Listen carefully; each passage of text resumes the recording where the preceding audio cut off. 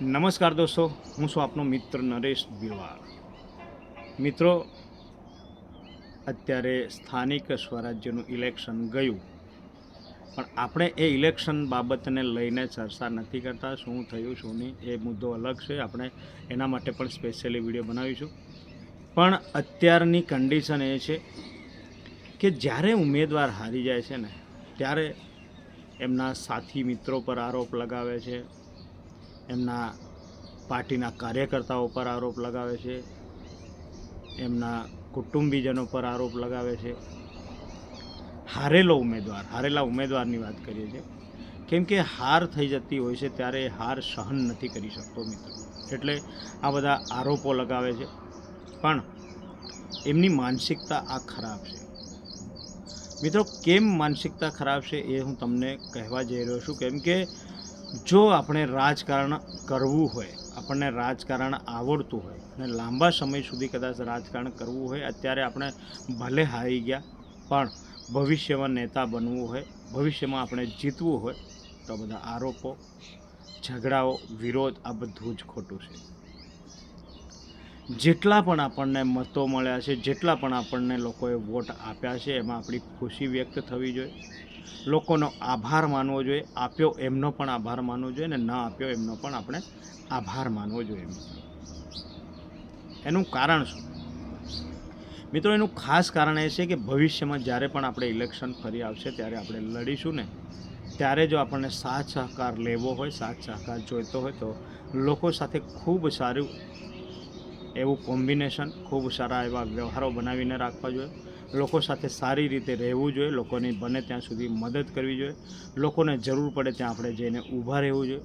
હર હંમેશ લોકો માટે અવાજ બનવું જોઈએ, હર હંમેશ લોકો માટે લડવું જોઈએ, હર હંમેશ લોકોને આપણા થકી ક્યાંક ને ક્યાંક કંઈક ને કંઈક ફાયદો થાય એવા કામો કરવા જોઈએ. ત્યારે આપણી લોકપ્રિયતા ઓટોમેટિકલી વધવાની છે. આપણને લોકો ઓટોમેટિક માંગ્યા વગર પણ વોટ આપશે.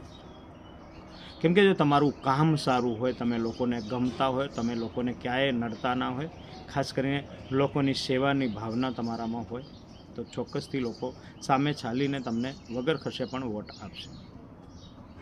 પણ લોકો સાથેનો સંપર્ક જોડાયેલો આપણો હોવો જોઈએ, લોકો સાથેનો તાલમેલ ખૂબ સારો હોવો જોઈએ. ક્યારે પણ લોકોનો વિરોધ ના કરવો જોઈએ, લોકોને ધમકી ના આપવી જોઈએ, લોકોને ડરાવવા ના જોઈએ. નેતાઓનું કામ આ છે કે લોકોને ડરાવે, લોકોને ધમકી આપે, લોકોનો વિરોધ કરે, આવું કરતા હોય છે ખરેખર. પણ જો આપણે સારા નેતા બનવું હોય, નીડર નેતા, હોશિયાર નેતા, અને લાંબા સમય સુધી જો નેતાગીરી કરવી હોય ને, તો આ બધું છોડી દેવું જોઈએ. લોકોનો પ્રશ્ન શું છે, લોકોને તકલીફ શું છે, લોકો આપણાથી કેટલી આશા રાખે છે, શું આશા રાખે છે ને, એ જાણવું ખૂબ જરૂરી છે મિત્રો. આપણી જો હાર થતી હોય છે ને, તો એમાં લોકો કોઈ પણ વ્યક્તિ જવાબદાર નથી. એના માટે કોઈ પણ મિત્ર જવાબદાર નથી, પાર્ટી જવાબદાર નથી, ગામવાસીઓ જવાબદાર નથી, મતદારો જવાબદાર નથી, કાર્યકર્તાઓ જવાબદાર નથી, કોઈ પણ જવાબદાર નથી. માત્ર ને માત્ર આપણે પોતે જ એના માટે જવાબદાર છે. ક્યાંક ને ક્યાંક કંઈક જગ્યાએ આપણી ભૂલ રહી ગઈ હશે, આપણે કંઈક ભૂલો કરી હશે, કદાચ લોકોને આપણે ના ગમતા હોય. પણ કેમ ના ગમતા હોય? કંઈક આપણી ભૂલના કારણે ના ગમતા હોય. આપણે સારા કાર્યો કરી શકીએ એવી આશા લોકો આપણા પર ના રાખતા હોય. એનું પણ કારણ છે કે કદાચ આપણે ભૂતકાળમાં કંઈક ને કંઈક ખોટા કાર્યો કર્યા હોય, લોકો સાથે ખરાબ વ્યવહારો કર્યા હોય, લોકોની અવગણના કરી હોય, લોકો આપણને પસંદ ના કરતા હોય છે, ત્યારે આપણો પરાજય થતો હોય છે, ત્યારે આપણે હારી જતા હોય છે. પણ હારી જવાનો દોષ કોઈ બીજા વ્યક્તિને આપવો, એના કરતાં મારી ક્યાં ભૂલ થઈ, કઈ રીતે ભૂલ થઈ, કઈ જગ્યાએથી આપણને વોટ નથી મળ્યા અને કેમ નથી મળ્યા, આ બધા પ્રકરણનો લઈને ચર્ચા વિચારણા કરવી જોઈએ, મંથન કરવું જોઈએ, અને ખૂબ જ સારી એવી આવનાર સમયમાં તૈયારી સાથે મેદાનમાં ઉતરવું જોઈએ. હારથી બોખલાઈ ગયા આપણે, હારથી ડરી ગયા, હારથી ગુસ્સે થઈ ગયા, તો એ તમને નેતા બનવાથી ખૂબ દૂર લઈ જઈ રહ્યા છે તમારા લક્ષણો. મિત્રો, એ તમારા લક્ષણો સારા નથી.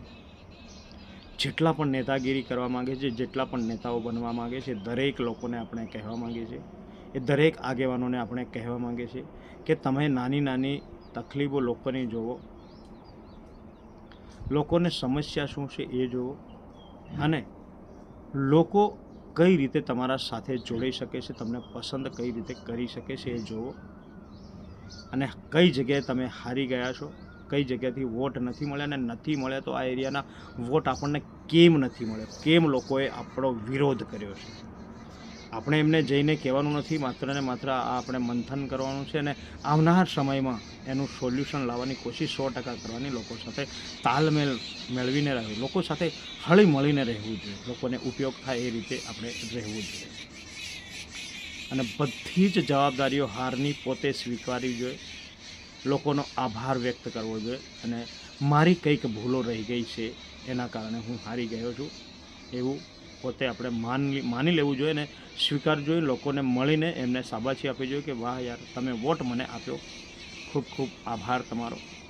આવનાર સમયમાં કદાચ આપણે લડશું તો તમારા કામો કરશું, 100% તમારા કામો થશે, આવો વિશ્વાસ પણ આપણે આપવો જોઈએ. લોકોનો વિશ્વાસ જીતવો જોઈએ દોસ્તો, એને સાચો અને સારો નેતા કહેવાય. રાજકારણ ખૂબ જ ગંદી વસ્તુ છે, પણ જો આ વસ્તુમાં જો તમે પડ્યા છો ને તો એને સમજવું ખૂબ જરૂરી છે.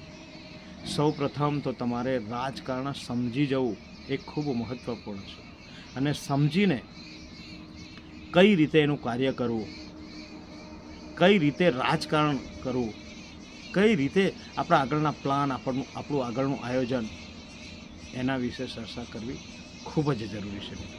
મિત્રો, જો તમને એવું લાગ્યું હશે કે નરેશભાઈ ખૂબ સારી રીતે સમજાવ્યું છે રાજકારણ, તો કમેન્ટ કરજો, ને કદાચ તમને એવું લાગ્યું હશે કે યાર નરેશભાઈ તમને સમજ નથી પડતી રાજકારણમાં, તો પણ તમે કમેન્ટ કરી શકો છો, તમારો અધિકાર છે મિત્રો. Bye bye.